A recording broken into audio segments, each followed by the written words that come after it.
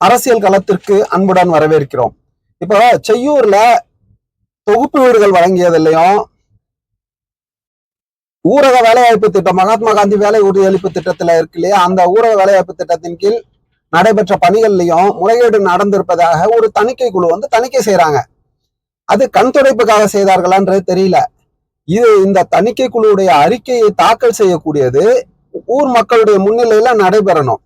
ஆனா இது புத்தூர் ஊராட்சியில, அதை செய்யூர் ஊராட்சின்னு சொல்ல முடியாதுன்னு நினைக்கிறேன். ஏன்னா செய்யூர் மக்களுக்கு யாருக்குமே தெரியப்படுத்தாம புத்தூர்ல தனிப்பட்ட முறையில நீங்க போயிட்டு இந்த தணிக்கை அறிக்கையை சமர்ப்பிக்கிறீங்கன்னா மக்களின் முன்னால இல்ல.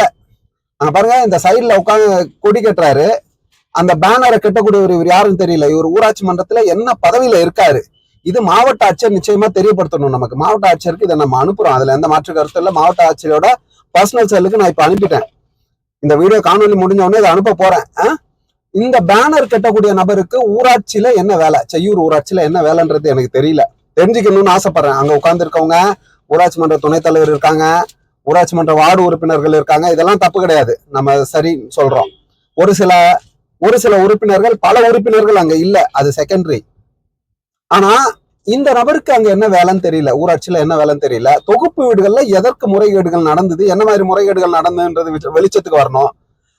அதே மாதிரி ஊரக வேலைவாய்ப்பு திட்டத்துல 100 நாள் வேலை உறுதியளிப்பு திட்டத்தின் கீழ் 100 பேர் என்பது அதிகப்படியான ஆட்களை வைத்து செய்ததாகவும் இதற்கு வீடியோ உடந்தையாக இருந்ததாகவும் தகவல் வருகிறது. நிச்சயமாக இது சம்பந்தமாக மாவட்ட ஆட்சியர் நேரடியாக விசாரணை நடத்தும் வரை இந்த